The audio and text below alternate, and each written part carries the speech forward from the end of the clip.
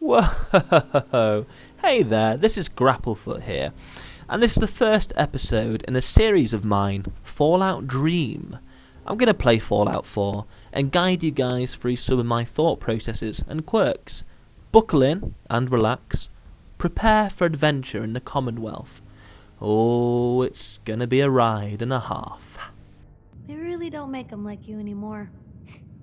You're a hell of a friend, you know that? Got a bit of a soft spot for this old dame. She's called Piper, and I'm hoping she'll be my radioactive lover one day. Go on, have a flirt. Just friends, huh? But a friend for life. Or at least as long as you don't start annoying me. Oh, you see, just like in real life, the flirts aren't always going to land. But you've just got to keep your head held high. There we go. We're off on a quest, and we're going to flash back in a second, actually, just to show a moment where Piper isn't all that great. She can grate on you sometimes. Here I am, scrounging about in a corridor, and I'm just getting some stuff, and I turn around, and you see in a second, she Slendermans me. And honestly, it did give me the heebie-jeebies. But anyway, lazy narratives rely on flashbacks and will limp along fine without it as the proverbial crutch. I was killing a couple of dogs, and unlike making unsuccessful flirting attempts, this isn't practice for real life. My real life wolf means a lot to me. I didn't have to hurt the dog in the end because it sort of just fell through the bridge a la Bethesda bugs. Honestly, I love a little glitch. They might break the immersion, but they get this old nut grinning like a loon. Yeah, so here I am, I'm fighting some Supermutants. I hate these guys. They hold these mini nuclear bombs and they just want to get close to you. And not in a way that I want to get close to Piper. I mean, there could be an explosion there, but it would be a blast radius of affection and bodily fluids. And the damaging effects would be more long-term than short. Also, yeah, I'm sorry if it's annoying that I'm really bad at shooting in this game. But you know, this series isn't about showing off my skills. It's about stepping with me outside of your comfort zone, coming along for the ride. You see, this is an important bit coming up here. I realise I'm well over my head, and I get my flare gun out. It was given to me on a quest, and when I blast it, I'm just going to find it here, I'm going to blast it up in the air. In theory, some Minutemen should show up for the showdown.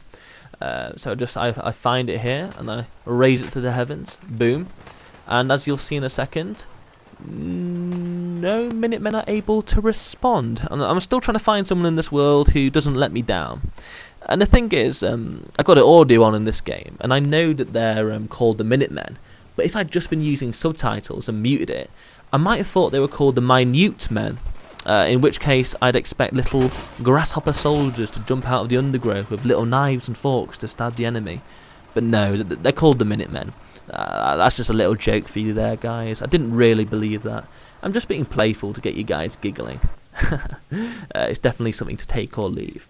Also, I got to mention a fork then, which ties in quite nicely in a minute. Everything's thematically linked. I'm probably going to talk about Piper again later as well. So it really does all blend together into a stable, solid mess of an experience. It's all connected. Oh yeah, and the fork thing, it's coming up here. I was mentioning, I probably mentioned this a bit too early now, but I was going to do a bit on being surprised that this guy had a fork, but now you know he has one. This Supermutant enforcer, you'd kind of expect him to have some mega loot with a name like that, you know. Look at him, he thinks he's a dog's bollocks. But what has he got? He's got some stuff, but he's also got a dinner fork. So just reload this, shoot a bit more shotgun shell into his head, there we go, and it's off. His head is off, brilliant. So we have a little look inside, and what's he got? Have a little look. I'm having a little look here, and yep, dinner fork. And it got me thinking, if this super mutant ate human flesh with a dinner fork, then what else am I not giving these beasts credit for? Do they dream of mutated sheep? I'm yet to find a super mutant who hasn't digressed in their humanity, but I'm keeping my eye out. And if the structure of this adventure video holds up, you should keep those peepers cocked too, friends. But you know, I found these Brotherhood of Steel actually a lot more rude than the Mutants. Look at this, listen to this. If you aren't Brotherhood, you're nothing. If I'm not Brotherhood, I'm nothing.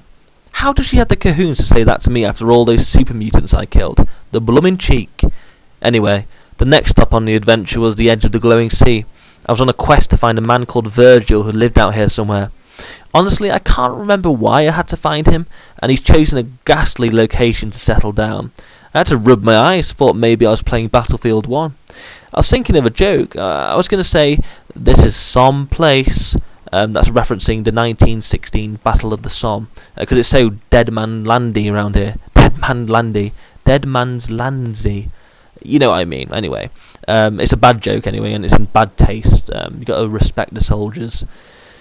And I hated having to bring Piper here. It's not really a place for our love to finally blossom. I had to pop some radiation tablets to keep those rads down. She shouldn't have had to deal with that. Here's a cool bit later on. I came across some massive scorpions. I was concerned I wouldn't be able to handle them, but you know, I've always had a natural affinity to arachnids. Some people think that word means only spiders, but it applies to scorpions too. That's a fun fact for you there, friends. Many years ago, a friend brought me back a dead scorpion in a glass box from somewhere, and I loved it. But he must have got it on the cheap because the pincers fell off after a year, and then eventually it kind of rotted away to nothing, not preserved very well. The scorpions here have their chance for revenge, but ultimately it's no dice for them.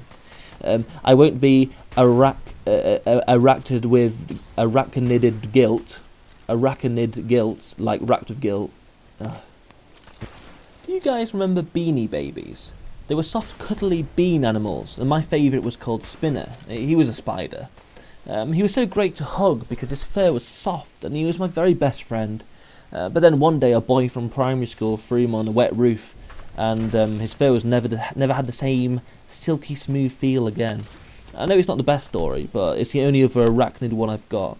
And learning that life is unfair is a good way to apply real life experience to Fallout. That's flipping the dynamic a little bit. Piper will never love me. It's okay. Spinner was thrown on a roof. There we go. That's how I deal with it. I just think back to that real life experience, and you know, it just keeps me going in this hellish world. Look at that, assassin's leather right arm. I don't want that. Ugh. So I didn't get the heebie-jeebies from the scorpions. It was a tough fight, but I persevered. This did spook me though. You see the figure on the hill? I'm pretty sure it's a Deathclaw, which if you've ever played Fallout, you know is bad news.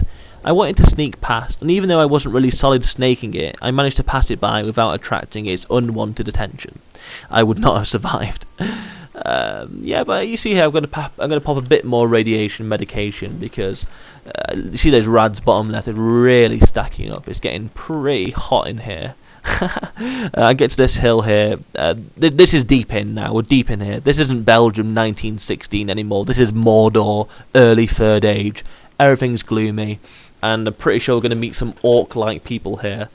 So here's a little settlement, Crater of Atom. I remember these guys from Fallout 3, some kind of zany cult built around nukes or something. Honestly, I want to find this Virgil and get out of this hellhole. But in order to do that, I need to speak to this lady. Look at this. I'm about to get directions from a woman who wears a fucking colander on her belly? Her waist? Why is she wearing that? What is the world coming to? I think maybe I just compare every lady I meet to Piper. I probably put her on a pedestal a bit. But Pipes knows how to dress. Her hat is spot on. This woman looks so shabby. Oh, she blabs for a bit, and then there's this weird interaction where she stops talking to me. I look around incredulously and then ask her again, is this it here? Look, she says, yes, we know this Virgil. And then suddenly she's just like, yeah, okay. And I'm like, what? Go on, tell me. Ask her. Yeah. And she tells me. Honestly, I'm sorry I got a bit angry before. You know I'm a happy man. I like to talk about Fallout, but these people really annoy me for some reason. They just get to me. So anyway, we're speeding through here now just to get you to the tasty finale of this initial adventure. We've had such a great time. I've really enjoyed doing this. If you're sad that the video is coming to an end, don't be. Episode 2 is coming soon. But I've got one final treat. Okay, so Virgil, he's a super mutant, and it was a big deal for me. But just wait a second. Look how casual these two deal with it. There he is, Supermutant. He goes over to it. Look at this. Hey, Virgil. What? I mean, I killed scorpions to be here. Don't take that tone of me. Come on, don't speak to me like that. Anyway, thank you so much, everyone, for having a little watch. And, I'll speak to you soon, friends. Take care. Much love. Grapplefoot out.